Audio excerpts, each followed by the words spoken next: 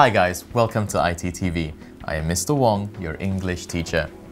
In today's lesson, we're going to look at formal letters. Now, formal letters are very important. Now, in everyday life, we use formal letters all the time. Do you know the bills that come to your house? The bills that come to your house have a particular format. Now, when you write a letter, for example, to the government, it will have to be a formal letter. There will be a format for you to follow. And today, we're going to look at that format and we're going to make sure that we are very clear about how to write a formal letter. Now, the first thing we need to do is we need to know when to write a formal letter and when to write an informal letter.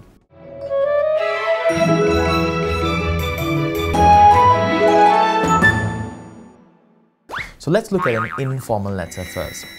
I want to write to my best friend who has moved to another state. Now, this is definitely an informal letter because it is a letter written to a friend. Now, on the other hand, if you wanted to write to the government, now the government would be an authoritative figure, and therefore when you write, it would have to be a formal letter.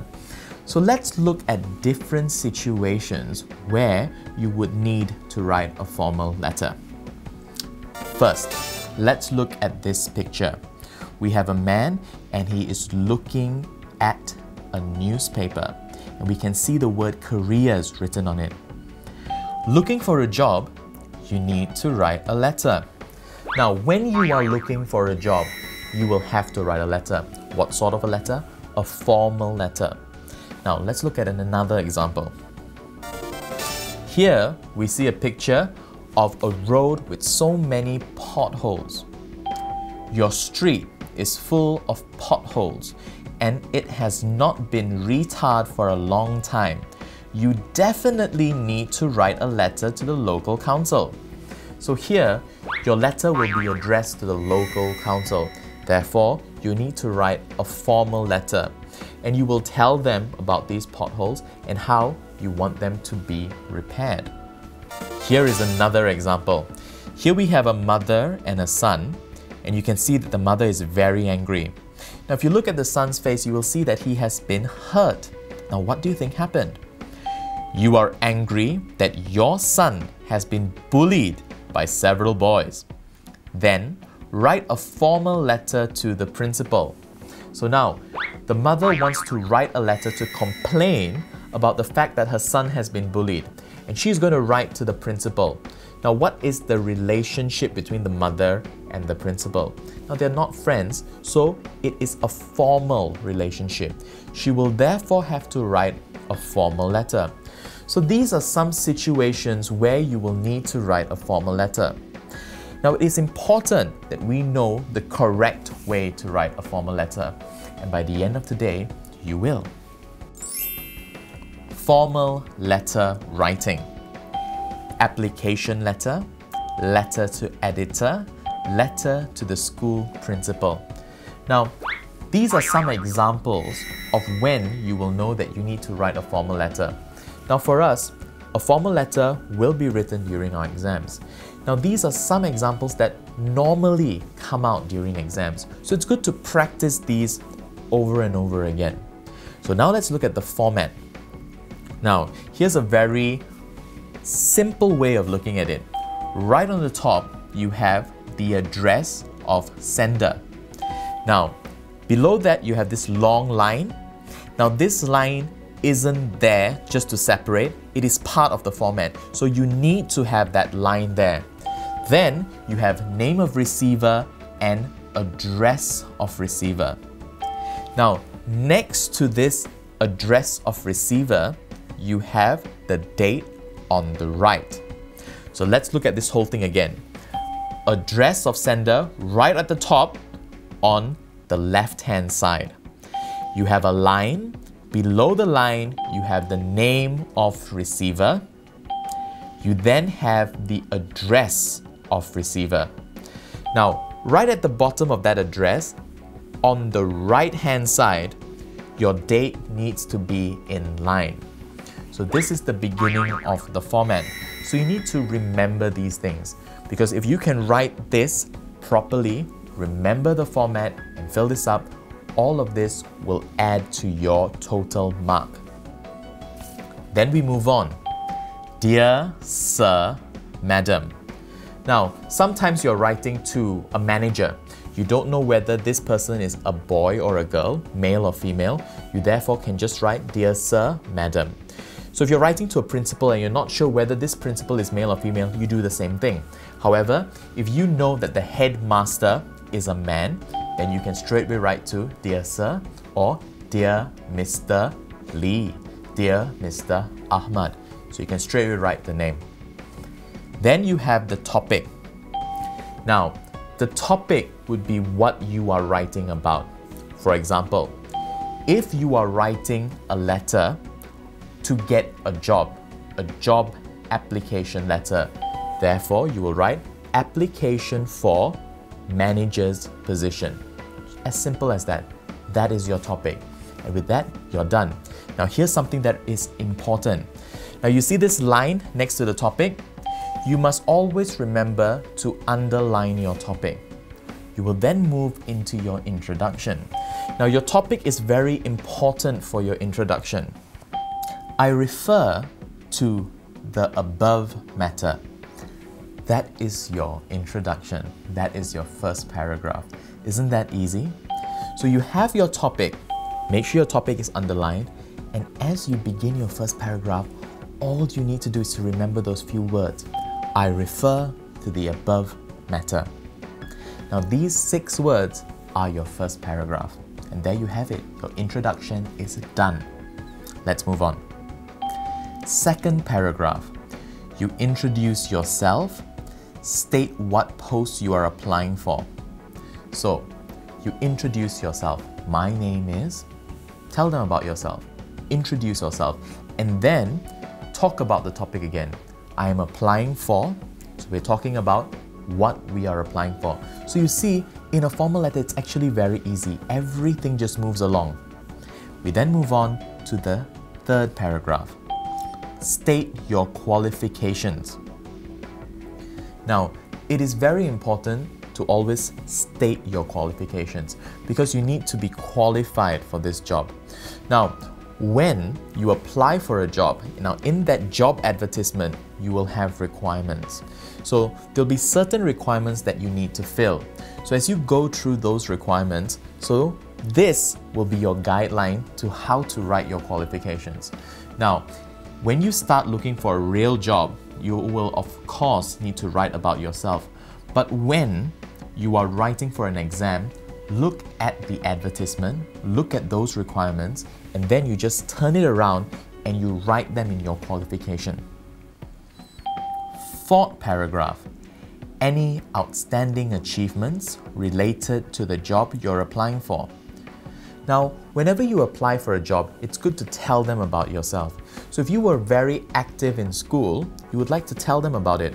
I was the captain of the basketball team. I was the captain of the swim team.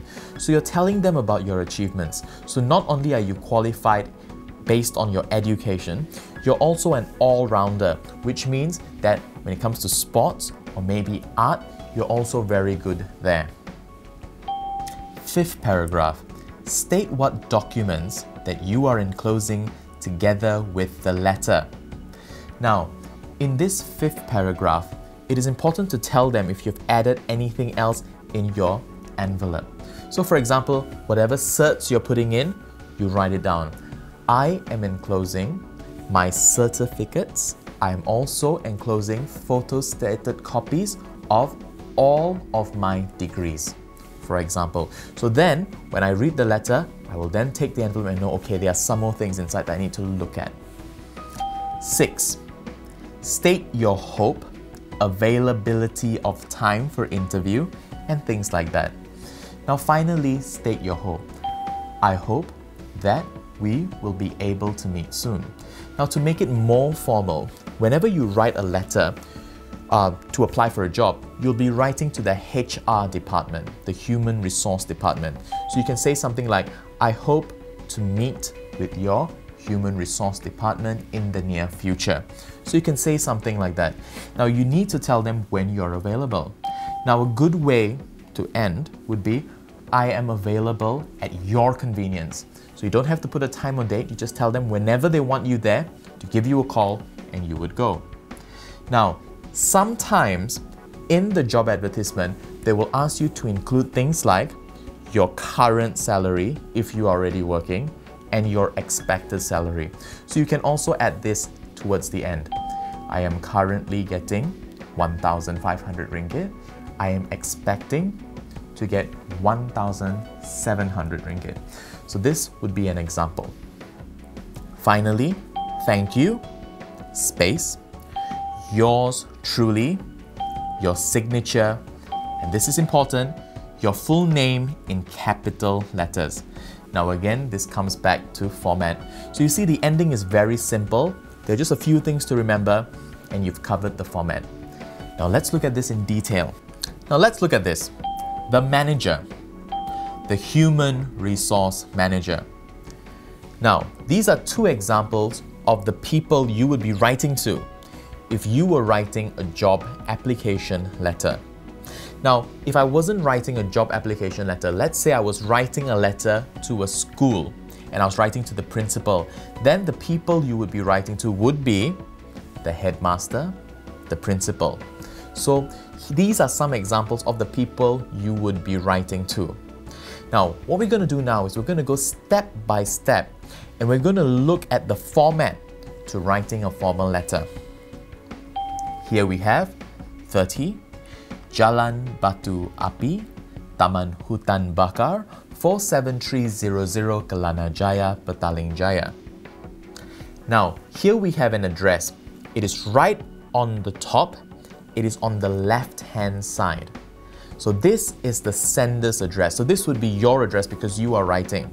So this is the format. And if you look carefully, you would see that it is on the left-hand side, it's on the top, and it's all nicely inlined. Now what happens next? One proper name in one line. So here we have 30 Jalan Batu Api. So you see, I stop, I put the comma. I don't add it into one long line. Don't forget the comma. So this is important. Don't forget your commas. You could lose marks if you do. One straight line. So when we look at this address, we can already see different things. The first thing you must remember, one proper name in one line. Don't forget the comma, and remember, everything is in a straight line. Now, after you've written this address, remember, you have to draw a line. So I'm just going to jump to the next part of the letter. The Human Resource Department. So this would be the department I am writing to. So let's just say I did not know about the manager. I did not know whether I'm writing to the manager of the Human Resource Department. I'll just put to the Human Resource Department. Then, Donald Food Services Sendirian Berhad. So this is the company's name. So once I have the company's name, I will then write the address. So we then have the address, Wisma Domino's, number 4, Jalan Kontraktor, U1/14, section U1, Highcom Glenmary Industrial Park, 40150, Shah Alam, Selangor. Usually, in the advertisement, the name of the receiver and the address is given at the bottom. So let's just say you were now doing an exam paper. Go back to the advertisement. So go back to the question. So look at the question, you will find the name in the advertisement. Next, underline the last line of the address. So here we have 40150 Shah Alam. So we have the postcode. Next to the postcode, we have Shah Alam. So if it was Selangor, so we underline it. Next, we have the day. Now, if you look closely, you will see that the date is on the right side and it's in line with the last line of the address. Now, this is format, so you need to remember it. The last line of the address and the date, they are always in one straight line. Now, the way you write your date is also very important. Now, let's look at some examples. To May. Now you see May, M is capital, AY is not. 2010. This is wrong. 2/5/2010. This is also wrong. To May, now MAY, all capital, 2010. Now this is the correct way to write an address. So remember this, because this is format and this is all part of the marks that you need. Okay, now we go into the actual letter. Dear Sir/Madam. Remember, we don't know whether it's a male or a female who will be reading this, so Sir/Madam, easy. Application for the post of assistant manager. So straight away we have the topic. We have application of the post, and straight away we underline everything. We then go into our introduction, which is so easy in a formal letter. Dear Sir/Madam. So here is how we begin. We then have the topic. Application for the post of assistant manager, underlined. So this is your topic. So you write your topic and you make sure you underline it. Now this topic is important for your introduction. I refer to the above matter. Finished. First paragraph done with those few words. So remember your topic, underlined, and then you have I refer to the above matter, and you are done with your first paragraph. So let's look at the second paragraph. In the second paragraph, you begin by introducing yourself. My name is, so you introduce yourself. Where are you from? Secondly, state the post you are applying for. This is already in the topic, but we do it again. So you start by introducing yourself, then state, I'm applying for what position? And finally, you will tell them, where did you see the advertisement? So for example, if you saw the advertisement in a newspaper, you would say, I saw your advertisement in the Star, and then you say the date, on the 27th of August 2010. So we wrap it up like that. So your second paragraph is done. So let's move on to the third paragraph. In the third paragraph, you state your qualifications, academic, then working experience. Now, when you are sitting in an exam, look at the advertisement. For example, if you are applying for a job that requires 10 years experience, when you write, don't say I have no experience. You pretend to be writing for a person who has many years of experience. But of course, in reality, when you actually apply for jobs, you have to tell the truth. But in an exam, a lot of it is what you can think of, your own imagination. So therefore, if they want experience, you tell them your experience. So you start with your qualifications. I went to, for example, SMK Tunku Abdul Rahman. I got 9 A's in SPM. I then went to University Malaya. Okay, how did you do? What did you study? Tell them these things. And finally, you then move into your work experience. I then started work in the Proton company. I was working there for 5 years. What did you do during this time? So all of these are things that you can put in this paragraph. Let's move on to the next paragraph. Paragraph 4. Now in paragraph 4, all you need to do is state what documents are you enclosing together with the application. Now, what documents would you enclose? Now first of all, you would enclose all the certificates you have of your accomplishments. You will also include your degree or diploma. So these are documents that your future potential employer will want to look at. So state what documents are in there, so when they read your letter, they will know what to look for. Let's move on to the next paragraph. Now, paragraph 5 is basically your closing. So state your hope, your availability of time for interview. So as you close, state your hope. I hope to be able to meet with your HR department in the near future. Simple. Also include your availability of time. I'm available at your convenience. Now, this would mean that you can call you anytime. So this is how you finish up and you end paragraph 5. And your closing is very, very easy. You begin with a thank you. Once you've written thank you, all you need to do next is, yours truly, your signature, and your full name in capital letters. And with that, you have finished writing your formal letter. So writing a formal letter is not difficult. You just need to remember the format and you will do very, very well. So guys, that's all the time we have for today. Till I see you next time. Bye-bye.